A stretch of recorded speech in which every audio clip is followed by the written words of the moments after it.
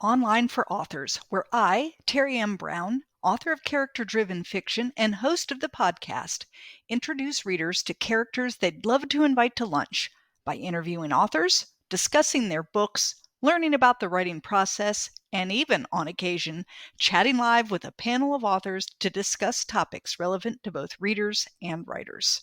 My guest today on the Online for Authors podcast is Gary Simonds, author of the book Death's Pale Flag. Gary is a highly experienced neurosurgeon and a professor, and now an author. In my book review, I stated that Death's Pale Flag is a psychological thriller that had me from page one. The main character, Ryan, is a brain surgeon, so some of the medical stuff really hit home with me as my husband and I navigate his brain cancer diagnosis. However, I found what Ryan does as a trauma neurosurgeon amazing, and because the author is a neurosurgeon, it is very accurate.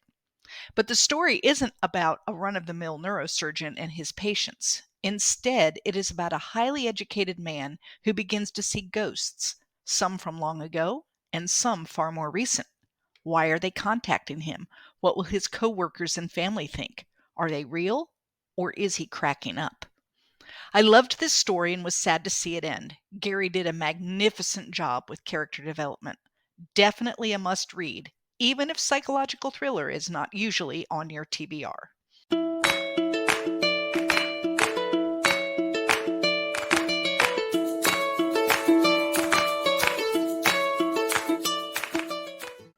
Welcome to Online for Authors. Today I am speaking to Gary Simonds, author of Death's Pale Flag. Welcome, Gary. Thank you so very much for having me. It's an honor. Thanks. I'm really excited to have you here. I really enjoyed your book. But before we get started, let's give everyone who's listening just a quick elevator pitch. What is your book about? Well, it's about a brain surgeon who's a bit on the overworked side, who begins to see things that he shouldn't be seeing. He thinks they're hallucinations originally, and then starts to convince himself that they're actually ghosts. Okay. And that can lead to a lot of crazy places when it's someone who's supposed to be a neurosurgeon who is, operating on everybody else, right? Yes, it starts to make his work and his marriage come unraveled. Yes, I am sure. So you are a neurosurgeon, correct? Yes. So yes. Not the most original storylines. No. So what I'm curious is as a neurosurgeon, and I'm assuming that you are busy, what in the world prompted you to decide that you also wanted to be an author? Well, one thing that makes it easier is that I put down the scalpel a couple of years ago. Okay. I had ironically enough, a neurological illness myself, and some of the leftovers left me getting things like some double vision and some clumsiness in my hands. Nobody wants that. Yeah, so I figured that was probably not the best idea to keep at it. But I wrote a lot. I have 3 nonfiction books, mostly on the subject of burnout already. And, in medicine, you're constantly writing. I mean, you're writing something constantly. Right. But the difference between writing something about burnout and creating a novel is significantly different. It's like, technical writing is kind of one thing, and then a novel is like a whole nother. That's a big undertaking.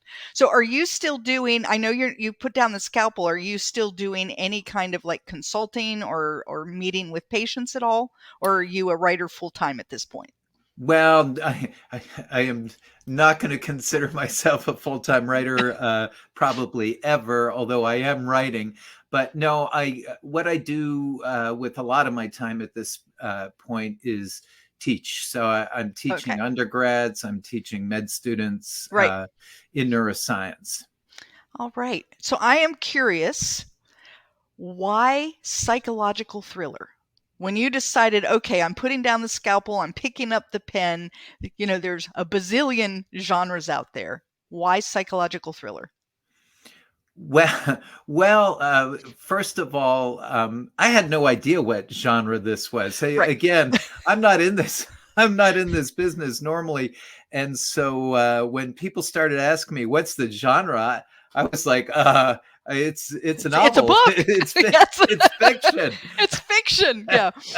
So I had to make up something, and it kind of felt like a psychological. So I kind of pitched it as a medical psychological thriller with a paranormal twist. Right. Well, what's interesting about that is when I wrote my first, I also didn't write it with a genre in mind. And when they asked, I felt the same way. And they classified my first one as a historical fiction for 1970s, and that hurt my heart. It really did. It hurt my heart. But it's considered historical fiction, yet I also have to present. So it's both, and it's kind of women's fiction, and it's kind of family saga, and it's kind of, so I have the same problem where I write a story that's in my head, and then I have to figure out what category I'm going to put it in when I'm done, as opposed to some people who say start by knowing they're going to write a cozy mystery, and that's what they do.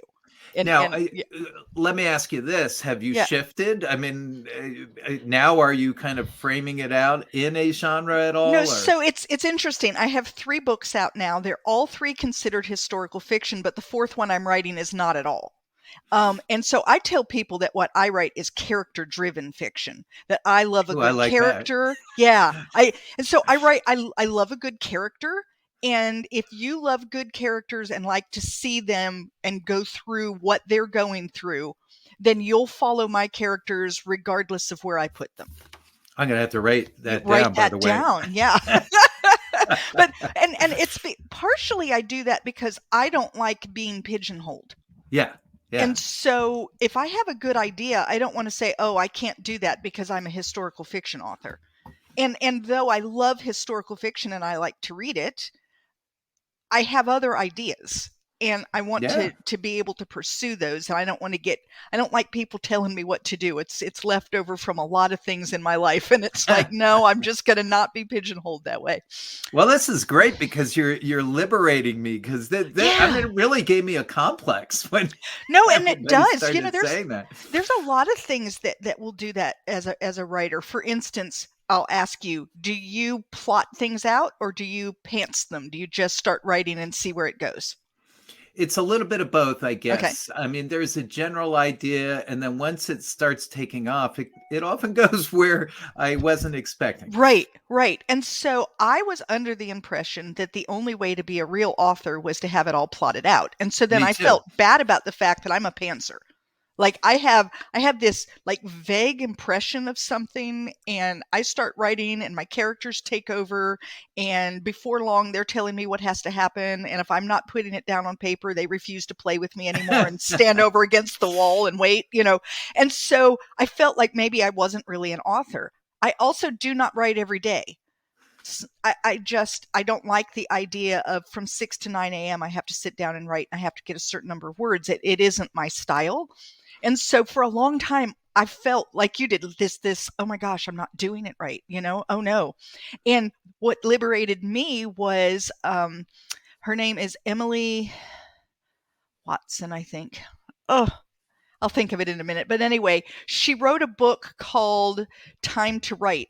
And in it, one of the things that she says is allow time for imagination.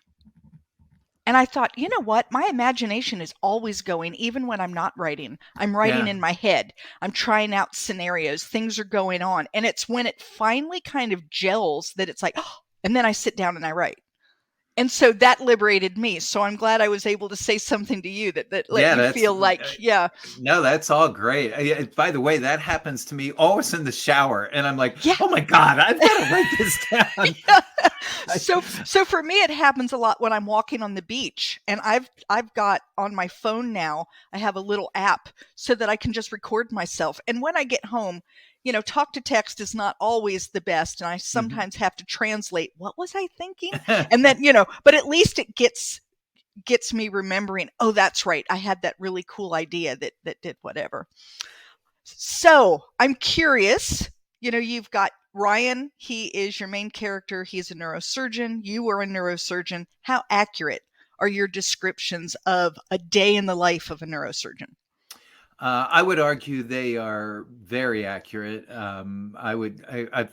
It's funny. I gave the book to a med school dean because I valued her opinion, and she was reading through it, and she goes, "This can't possibly be the way you guys live." And I said, "I am telling you, there is no hyperbole in this at all. I mean, that could be a step-by-step day." And those days, as I was reading that, seem very grueling. So this idea of burnout is a real issue. Yeah, it's definitely a real issue. It's a real issue. I think throughout medicine and frankly throughout our modern society, it's almost Right. like I was starting to feel burned out even even as you're discussing this. You have to write so many thousand words Yeah. a day Yeah. because when I decided to do this, Terry, start writing fiction. I had no idea what I was doing. So I read all these books. I read, Right. book after book after book. And yeah, right. Stephen King's telling me I should write 20,000 words or something. And I started feeling the same old pressure that I felt at work, where I was just like, there's not enough time in the day. I got to keep going, go, go, go. So yeah, I think we all in a modern society are overtaxed. We're Right. multitasked. There's stuff coming at us, information coming at us nonstop from every angle. And I think you made another great point there. And another person put it in an interesting way. He said, you almost have to be bored to be creative sometimes. You need enough time to let your mind wander. You do. It's like, I don't know. I love the idea of unplugging. I have trouble with that. I Yeah. like my phone. I have a lot of questions, and I'll think, I wonder if, and then I Google it right away because I have my phone with me, right? I don't like wondering if I can get my answer right away.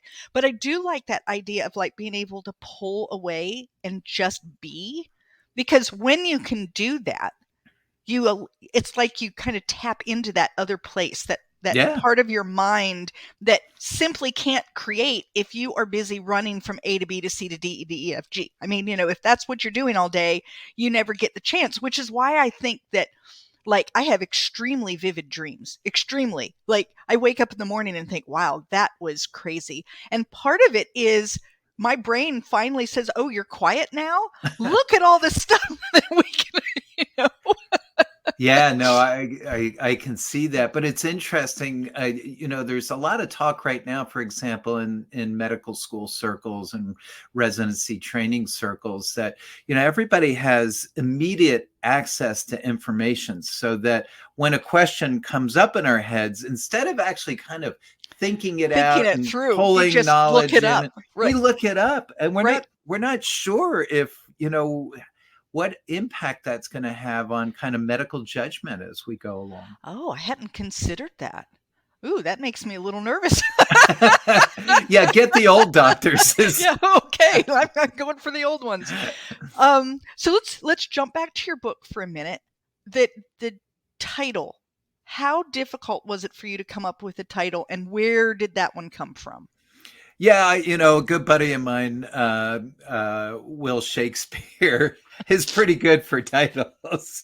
I think I'm one of, a few 100,000 people who stole from Shakespeare. So, but I found it very apt. It's out of Romeo and Juliet. It's talking about, it's Romeo thinking that Juliet is dead, and commenting that, she hasn't lost the blush of life in her cheeks. And therefore death hasn't hoisted its pale flag in her cheeks. And my whole book, as happy as it sounds, right, it's a lot of death. There is a lot of death. Yeah. There's a lot of death. Yeah. But it was I'm a little concerned with thrillers. Sometimes I find them too graphic for me. This one, though graphic, it didn't feel excessive. There, Good. the death made sense. It wasn't just gratuitous death. A lot of times, I think in a thriller, there's a lot. I think the ones I don't like more are the ones where there's just, like maybe a serial killer or something where there's just Yeah. lots of I don't know. I don't like that. This one didn't feel that way to me. And so, although you're right, there was a lot of death, and I'm assuming that is true with neurosurgery. That although you Yeah. have a lot of patients that do well, you also have a lot of patients that do not. Yeah, I wish I could say we have a lot of patients who do do well. It's a fairly grim field when you get into the hard stuff. Right. There's terrible car accidents, terrible head injuries, hemorrhages in the brain, strokes, brain tumors, Right. one thing after another after another. So you can get into long runs of bad tragedy. And frankly, the way the book started, originally it was going to be nonfiction because that's what I did. But I always wanted to kind of pull the curtains back a little and let people see what the real world of neurosurgery looked like. Because I think it's kind of a fantastical world in and of itself in Right. some ways. Right. And so I didn't want to, once it became a fiction book, I still wanted the reality to be there. What it actually looks like, what it feels like to have, to be losing a patient on a table. And that's used in dramatics all the time. Anytime there's a Right. medical Right. drama Right. on, my God, doctor, we're losing the patient. Right. But so I didn't want it to come off that way. And I thank you for saying that. Hopefully it didn't, It but I didn't. also wanted reality. Right. So you and I have talked, and and most of my listeners know that my husband has glioblastoma. And Yeah. when you found that out, you quickly said, you may not want to read this. Like, it may be Yes. too much for you. And if it is, I'm fine with that. Like, it's okay. And I think we're far enough along in the journey. There wasn't anything that you said in your book that was different from what I already knew. My reality is, we're very, you don't get this far. He's almost 20 months since his diagnosis, and you don't get to 20 months and not know everything. Like, Yeah. you pretty much know like where your odds are, everything. But it did get me to thinking, and I've been thinking about it anyway, having been on this journey as a caregiver, that being the neurosurgeon must be a very difficult job, because he had an excellent neurosurgeon who got the tumor. He did everything he was supposed to do, and it doesn't mean anything, because in the end, my husband will die of glioblastoma. I I mean, I I hope and pray not, but yeah, the odds. yes, the odds are pretty against him. And so, knowing that, I think it would be very difficult to do the job that you did, knowing you did your very best. Your very best was the best. And even so, it isn't going to make a huge difference in the end. And I think that would be like a very tough job. And it would Yeah. be the same if you're working on someone maybe who's had a stroke, and that the Mhm. stroke is going to be irreversible, or you went in and did everything you could, but the brain injury that they had is so severe that even if they live, they're not going to be the same. That has to be a hard job. Yeah, I mean, you're you're right on target. I often say, and I think this is something that very much plays into the burnout. But I think I even included it in the book. I had to get rid of 150,000 words, so sometimes I can't remember what I had in the book and what I Right. did. But people often think of neurosurgeons as these massive ego, titans of ego.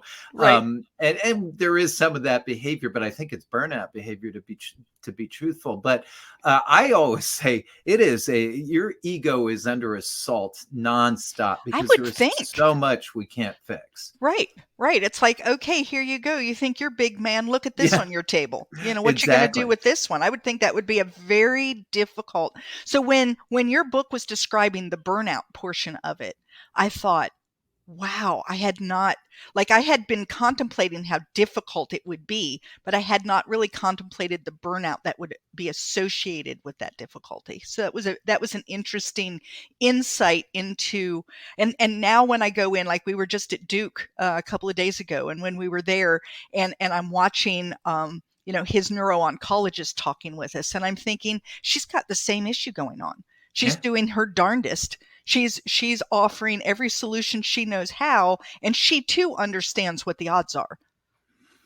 And Yeah. that has to be hard to do that day in and day out, knowing that you are doing everything in your power, and then it may not make any difference at all. So I certainly believe so, although I can flip it around a little.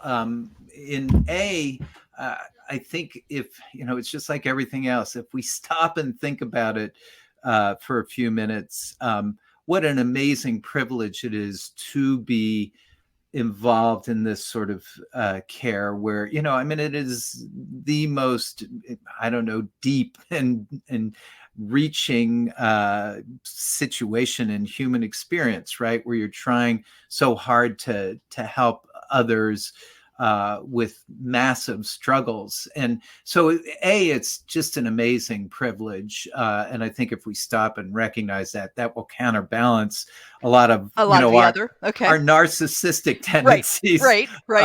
But then the other thing that it's almost magical, and people often ask me, how do you do that sort of work? And I can tell you, it is the driver that got me out of bed every day. And that is not the surgery, not all the other stuff. It was the families and the patients themselves and their responses to these dreadful situations. It was almost always that they were courageous and humane and thankful. And I always resort to the term of full of grace. I don't even know how else to explain it. And so it's remarkably inspirational, because you're just looking at people. And I would keep thinking, if this was me, I'd be picking up chairs and throwing them through windows and stuff. And yet, I have boxes full of thank you letters from families where I didn't do their loved one much good at all. And it's just, so right. Counterbalancing I that think stuff. I think what it boils down to is people recognize that when their loved one is in a situation that's that tough, that the people who were helping were doing everything that they could, and that as the caregiver, as the loved one, you can't ask for more than that. Yeah. You recognize that they're doing the very best. And like in the case with my husband, the surgeon thus far has given my husband an extra 20 months that he wouldn't have had. And so you have to look at it in terms of, and then it's up to us. What are we going to do with that 20 months? And, and again, my heart goes out to you, yes. But, you're exemplifying my point, just so much grace and bravery in facing all this. It's just always inspirational, always sends chills down my spine, puts tears in my eyes. Just so that though, like you opened up the door to seeing the other side of neurosurgery, right? Like we see all of that. The other side of being where we are is that we're not always full of grace. There are days where do you see the closet behind me? That I get in that closet and I hold a pillow up to my face and I scream as loud as I can scream because I can't do this for another moment, and then you say, okay, and then you start again. And I suspect it's the same with doing neurosurgery. There are times where you just scream in a closet and then it's like, okay, next patient. I mean, it's just life. It's what you have to do. You can either keep going forward or you can stop. There's just not any other choice, right? Right. No, absolutely. And I think everybody is entitled to those moments. Right. And so when people say to me things like that, like, oh, you have such grace or such courage or such strength, I think, oh, would you think that if you saw me when I wasn't? Like you're seeing me putting on my best face. I'm not going to come to a podcast and be like, you know, right? And so it's like, what would you think if you saw the worst part? But I think that the truth is that everyone assumes there's that worst part. We all have it. And, I'm still moving forward. I think to answer your question, if I saw that side of it, I would say thank you. because She's not because perfect. well, because it makes me feel so inferior. That people could be filled with so much grace and courage and Yeah, no, humanity. I think Where is mine? no, I think that we all there's the times where you have to put on the brave face and move forward. There's times where you really are just filled with grace. Then there's times where you're just, standing and shaking your fists at God saying, "What are you doing? What is this? What are you doing?" And I think that's all just part of the whole journey. And really it's part of life's journey. I don't think it's just a sickness journey. There are often times in life where we're like, what? What? Yeah. What is this? All right, let's get back to the book. Ryan sees ghosts. So do you believe in them? Have you ever seen one? So I steal someone else's verbiage when I say with things like that, I'm what I would call a optimistic agnostic. They I've never seen one. I've Okay. never seen any proof of one or anything like that. But if one came in the room right now, I'd be delighted. Okay. It would be great. I'd be like, this is fantastic. Now, I do explain that my mother and my grandmother, who I grew up with, are Scottish or were Scottish, and the Brits are much more accepting to the paranormal, I think, and they certainly were. Both of them had multiple stories of ghosts they encountered.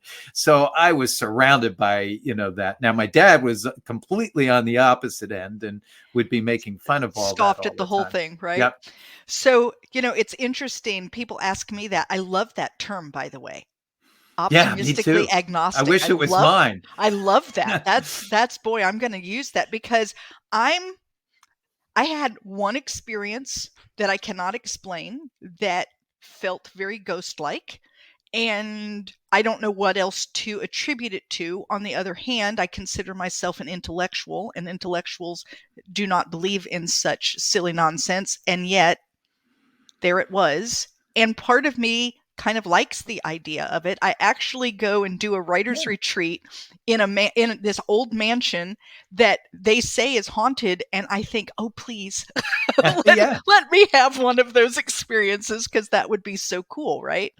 Yeah. Oh yeah, no, but Terry, this is one of the things that actually really interests me, related to the subject, and I've always been kind of interested in the dynamic between science and religion as well. I think, and I'm in neuroscience. So in neuroscience, we just basically explain everything because the brain can do that. Anything we see and experience. Yeah, well, of course, the brain can do that. That's what the brain does.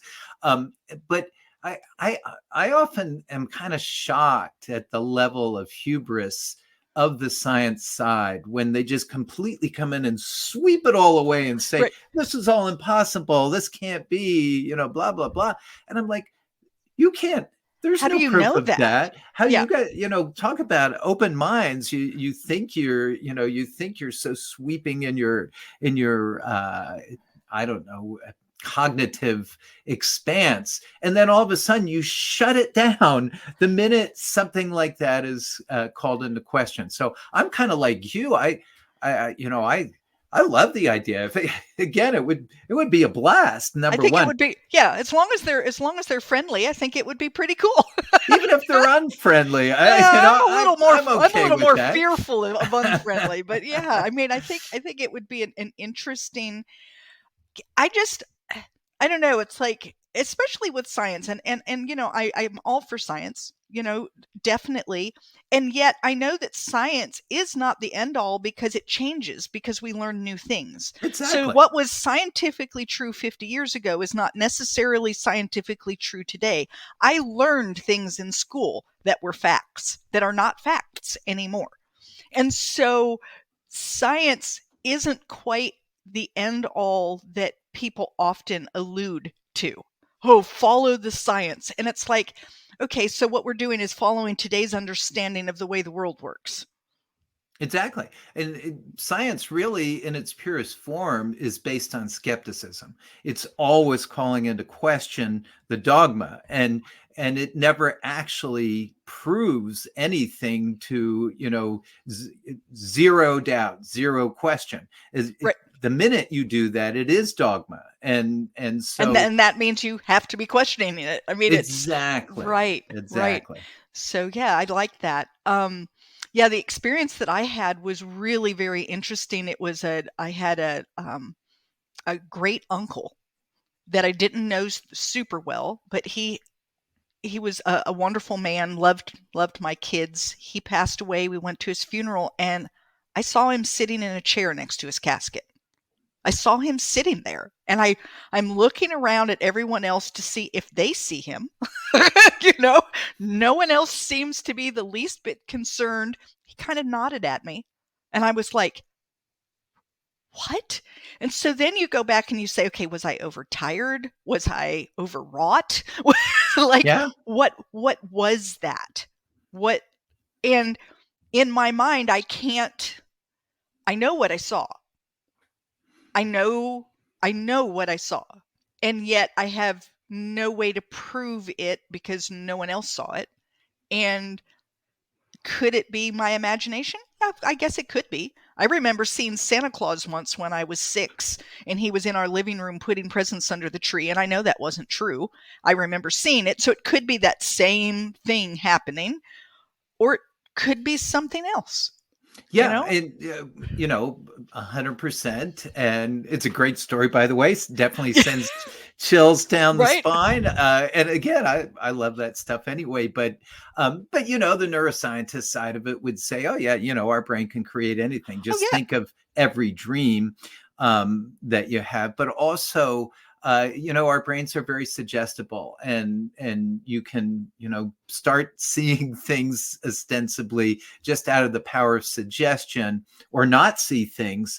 And so here you are at a funeral, and all Right. sorts of Well, memories and and you're stuff are having the firing memories through. and the other Yeah, things, and he was dressed the way he would have been dressed sitting at home, and it was just, yeah. And so, like you said, was it an overactive imagination?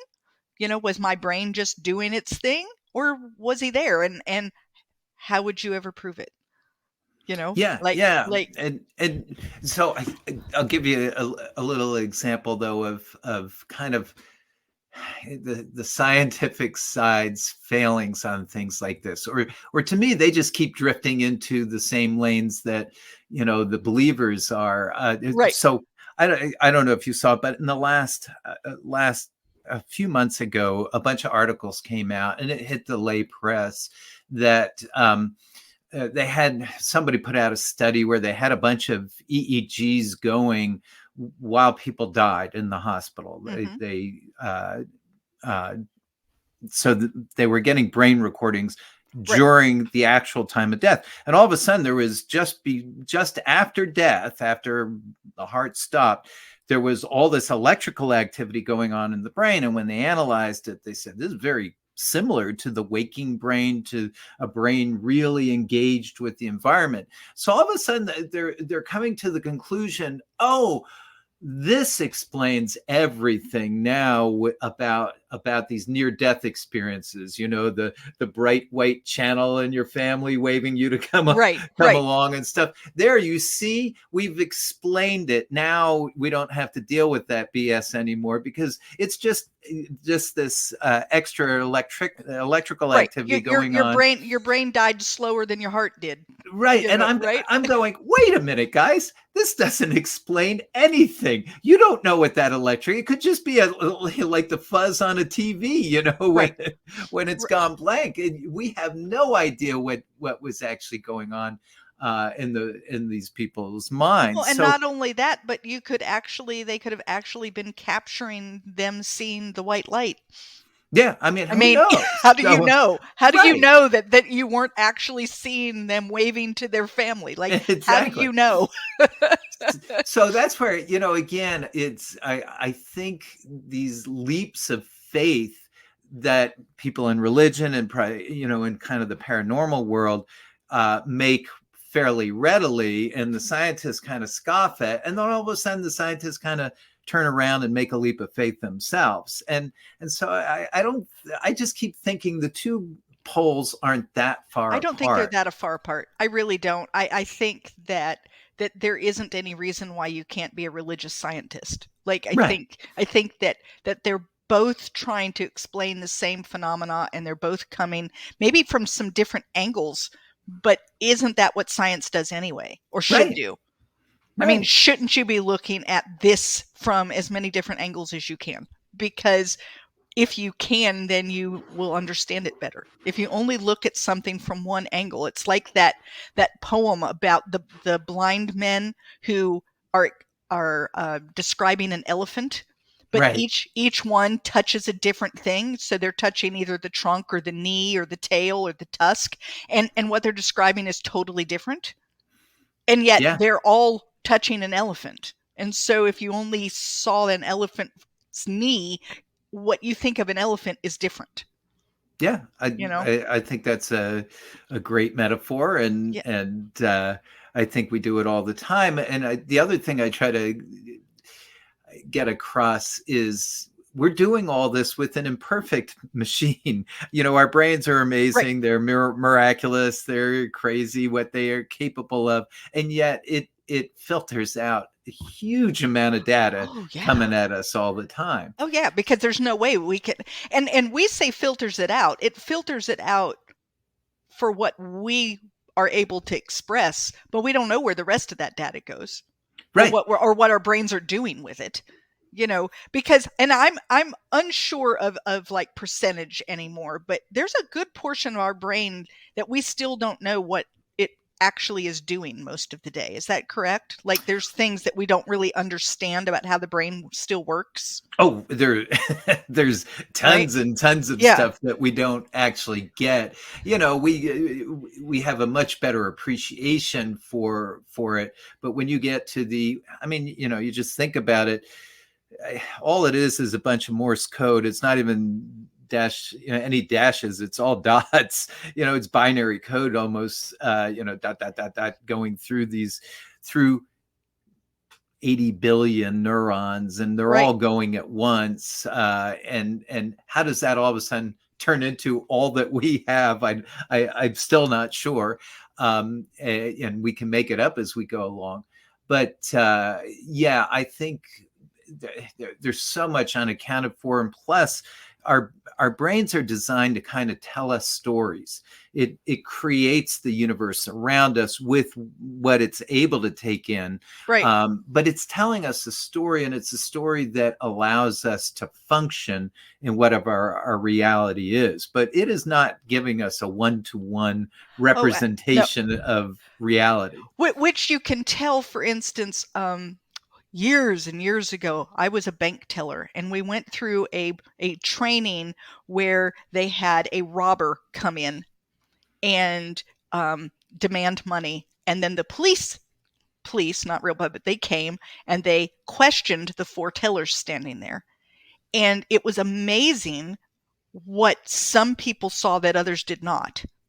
We all saw the same thing. He was there in the room. He only did one thing. Like he didn't do four different things for four different tellers. And yet people saw him as different heights. People heard different accents. People didn't even know he spoke. Like there was one woman who said, no, he didn't say a word. He just came in, and there was another woman who like was able to tell you every word that he said. And why? I mean, we all saw the very same thing, but like you said, it's what are you focused on? What is your brain focusing on? What does your brain think that you need in this situation? Yeah. How does it fit into your brain's story story of of everything? what's going on here, And like, you must have experienced this. This is something I never knew about until, I started reading about it in these how do you write fiction books and stuff. You must be familiar with the concept though, and seen it. But I think this is one of the more fascinating aspects of doing this, putting the books out, and fun aspects of it. And that is, people have told me that once you put the book out, it's not yours anymore. yeah, Your motivations, your thoughts, your why the character does this and that, it doesn't mean anything. no, it's because it's the it's person's the readers. interpretation. Yeah. Yeah. Yeah. In fact, sometimes they'll say to me, "Oh, I loved this part because," and they start explaining like Hmm. why my character did this, and I'm thinking, "Wow, that's why he did that."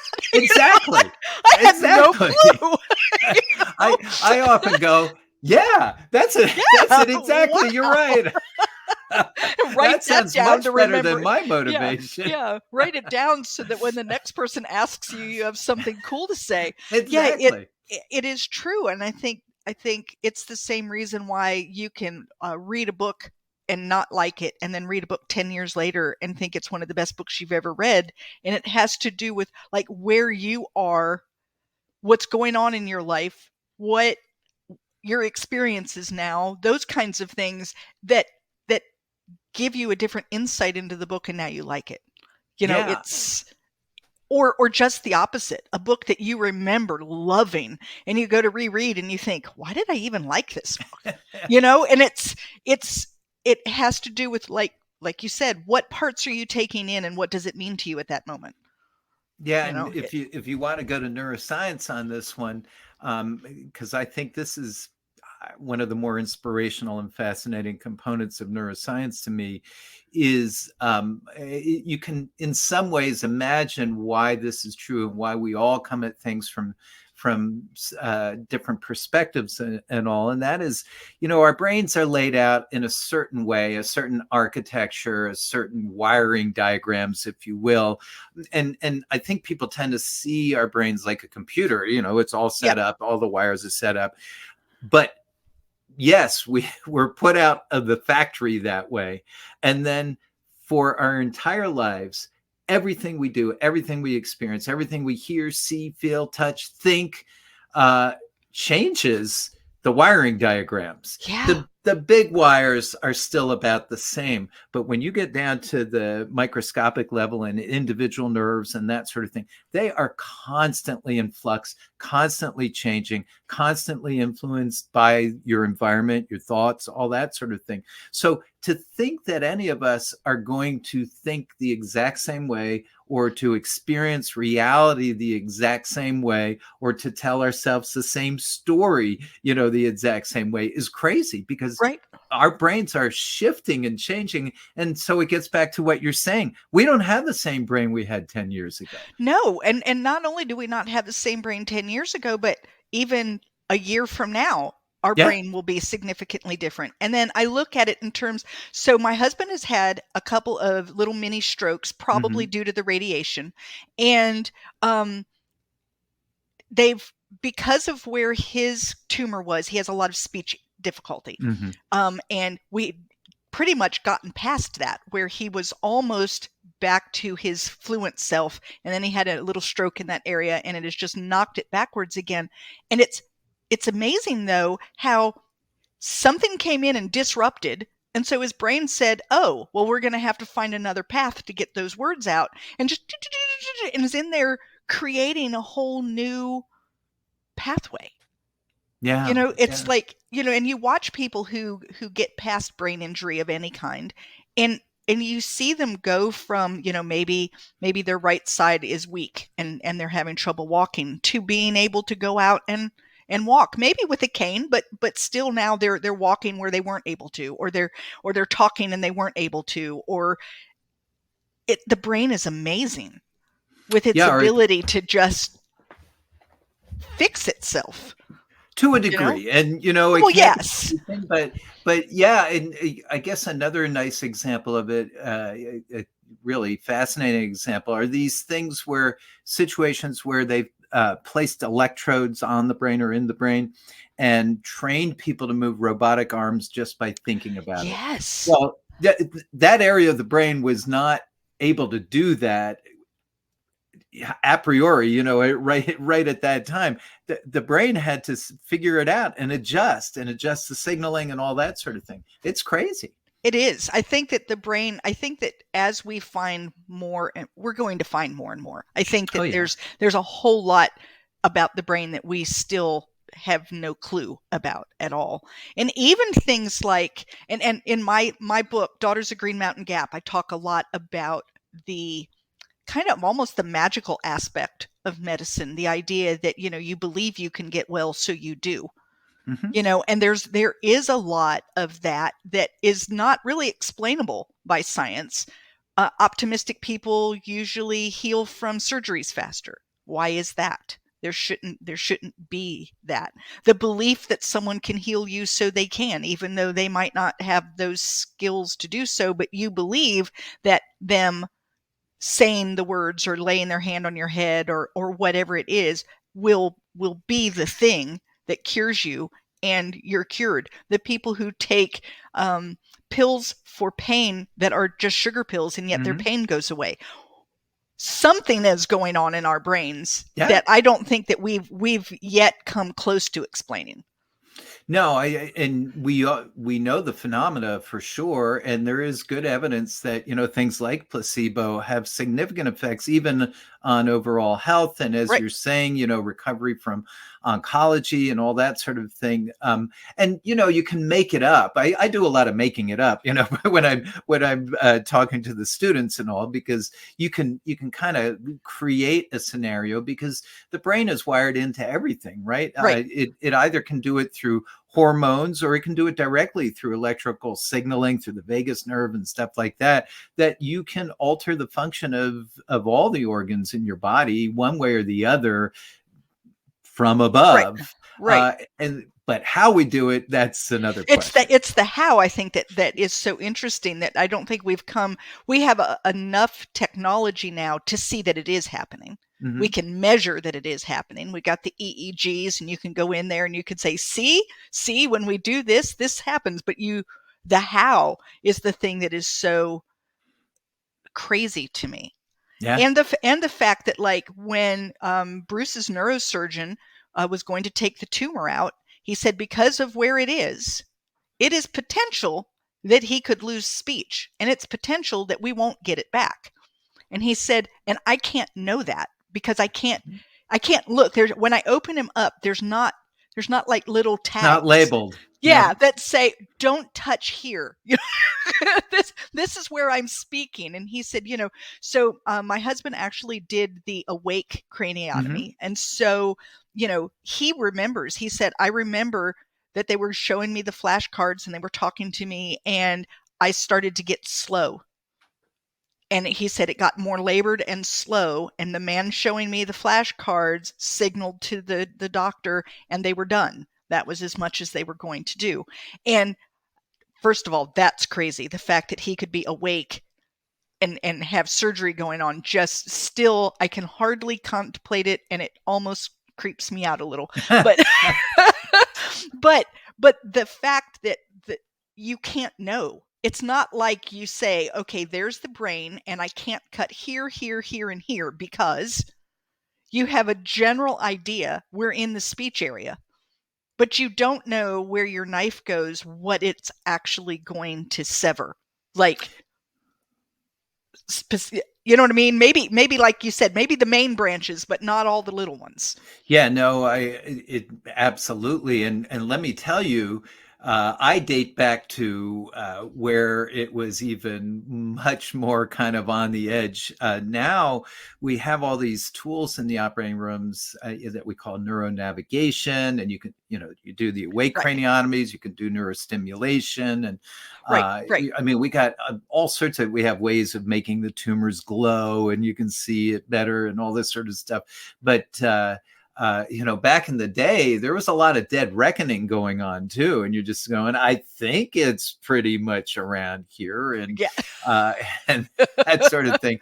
So you were definitely, you felt a lot more naked in the minefield than I'm sure. you do now.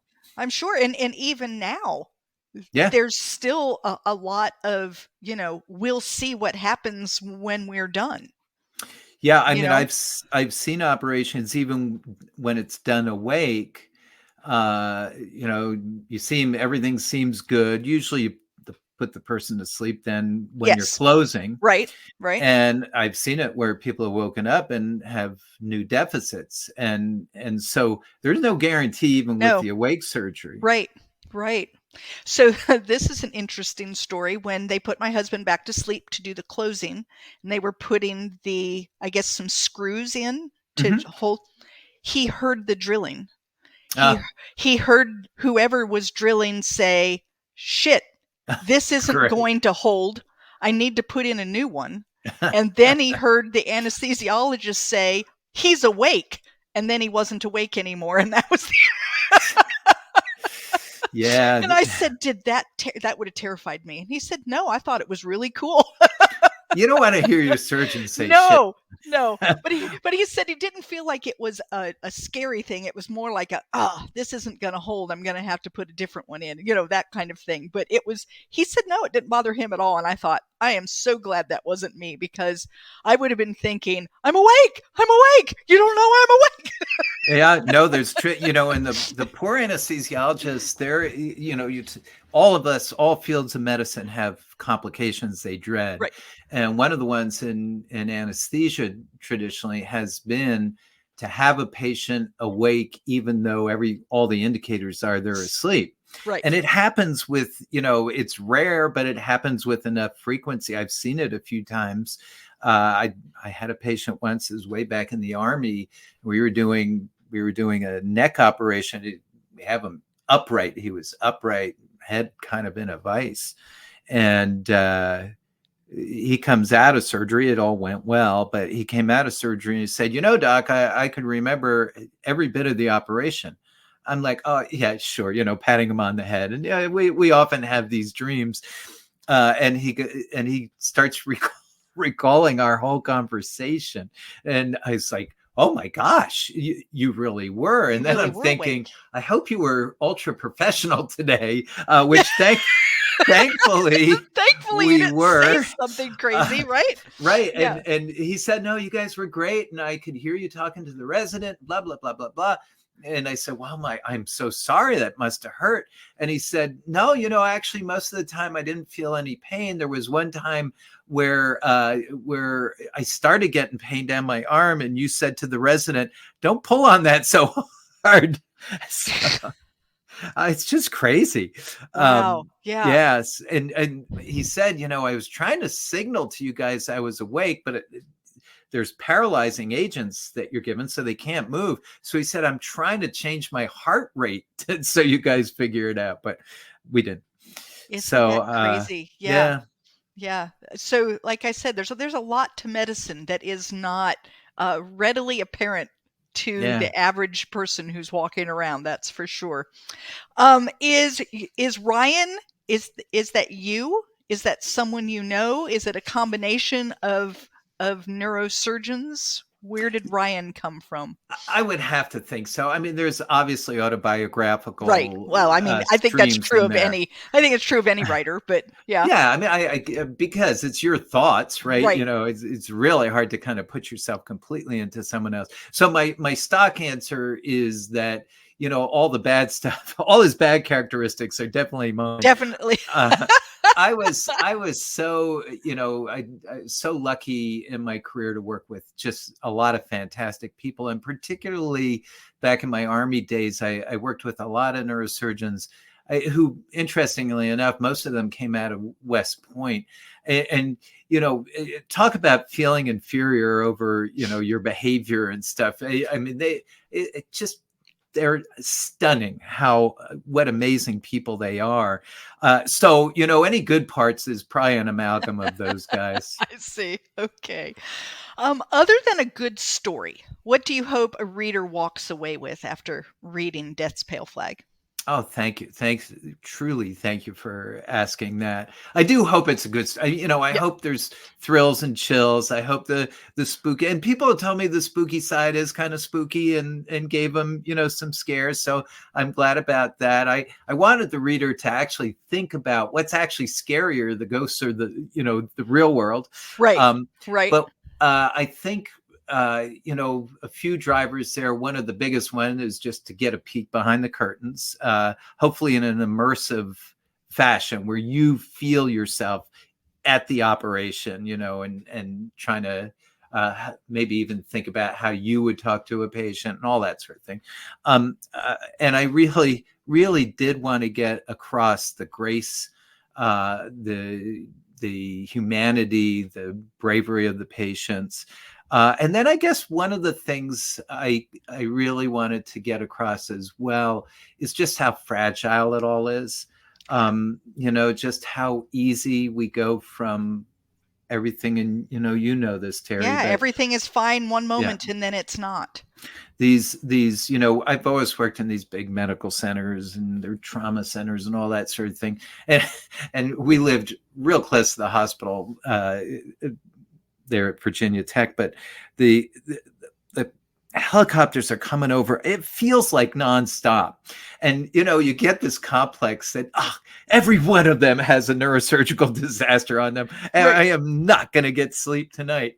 But then when you stop and you think of it, everyone is bringing in somebody whose family's life is just disrupted in an instant, just Yes. not disrupted, shredded, torn apart. Changed completely from what you always knew to something new, and it's not pretty.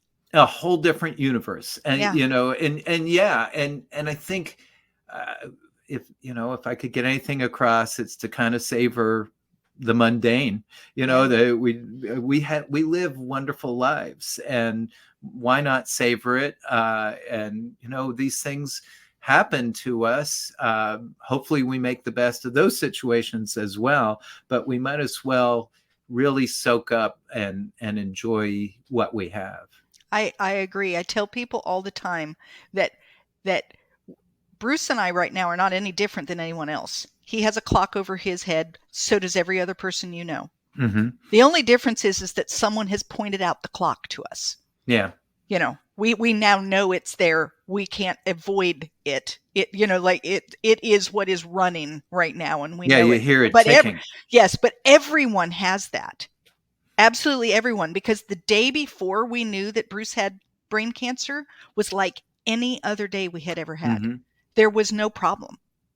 He had no problems. In Yeah. fact, the first problem we had, we thought he was having a stroke, and what it turned out to be was a brain tumor pressing and causing speech issues that looked very stroke-like. Yeah. And the next day, so we get to the hospital, he's fine now. I mean, it happened and then it went away. And we were at the hospital and they said it was probably just a TIA.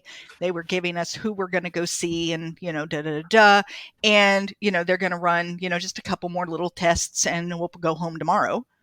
And when tomorrow came and we got a neurology consult and we were told that he had a tumor, I remember thinking, what? A what? And then I heard the word oncologist and my mind immediately went to cancer? What? I thought stroke. It was a cancer. And then I didn't hear anything else. Yeah. Like Yes. I'm watching the mouth move, Mm-hmm. and I'm standing there like I can't hear, I can't think, I can't do anything. And what kept going through my mind was I had taken the whole day before to do this art. I took this art class. I'm not an artist. Okay. So this was just like a thing. And I kept thinking in my head, what a waste. what a waste. My husband has brain cancer and I was off doing an art project. Like, I couldn't wrap my mind around doing something so mundane. It was like, how stupid was that? I should have done, I don't know what I thought I should have done, but like there had to have been something I should have been doing that was more important than that art project. And so it is that kind of crazy thing. And I tell people all the time, do what it is you want to do. Do it now. You don't know what tomorrow is. And savor it. Yeah, and I hate bucket lists. Yeah. Oh, me too. I don't To me, believe a in that. bucket list should be a to-do list that you're planning to get done in a reasonable amount of time. I have a yearly list of things I hope to get accomplished.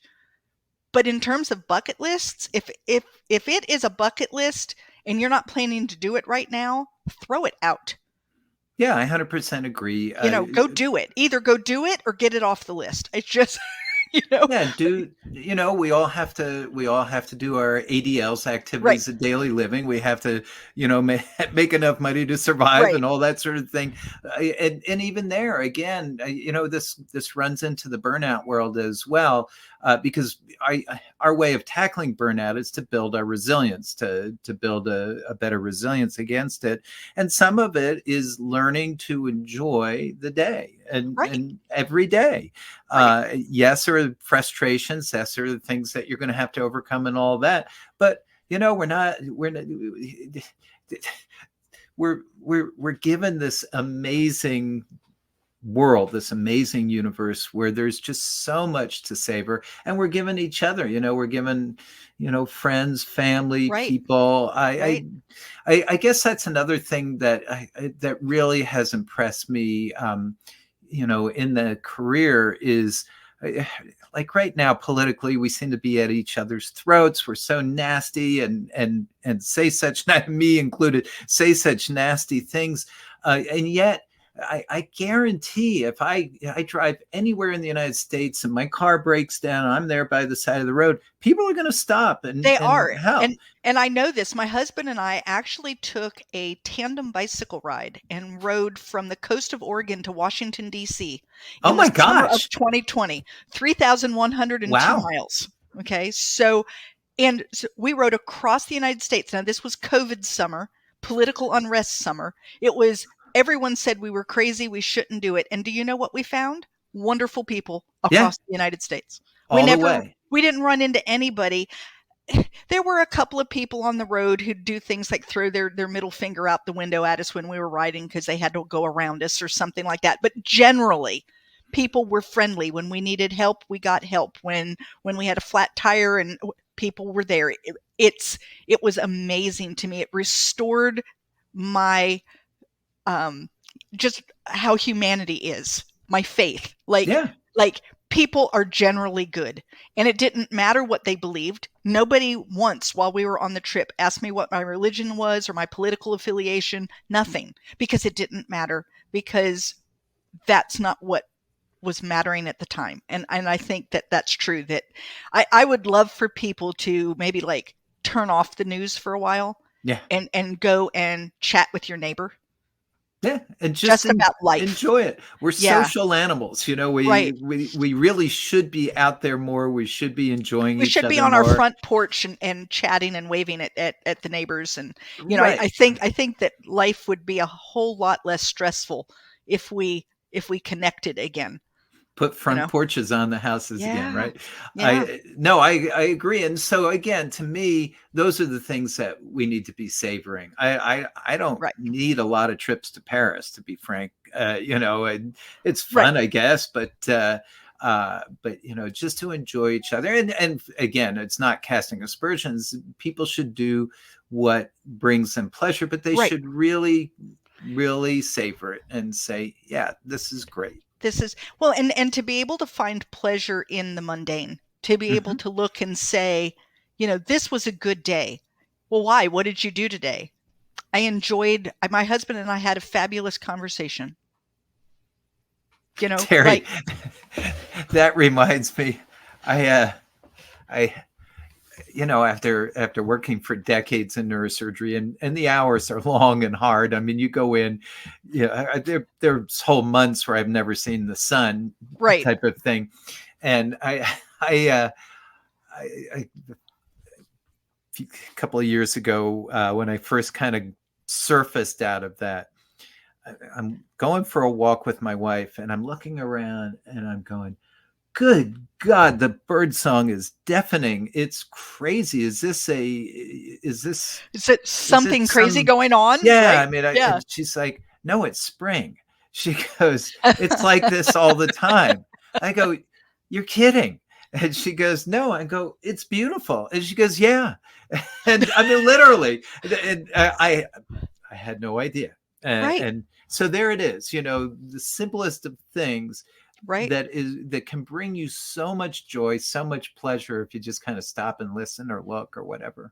I agree. So what's next, Gary? I'm in the finishing touches of see, here we go with genre, but I think this definitely fits the YA category. Okay. So it's a total shift in gears. I'm a little bit on I guess, a quest. I worry about American men of all people.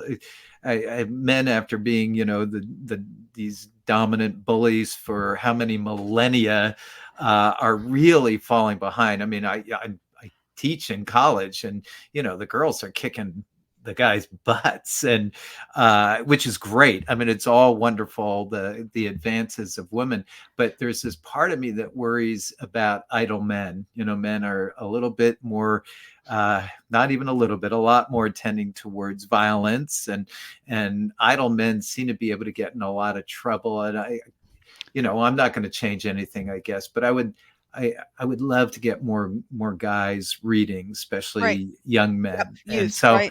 I thought I'd try a crack at a story that maybe young men might enjoy. It's kind of sports oriented and stuff, but there's romance, so hopefully girls would like it too. But and that sounded very gender specific, by the way, but I don't mean it that way. But no, but that's what happens as an author, as you're trying to determine who am I writing for. Yeah.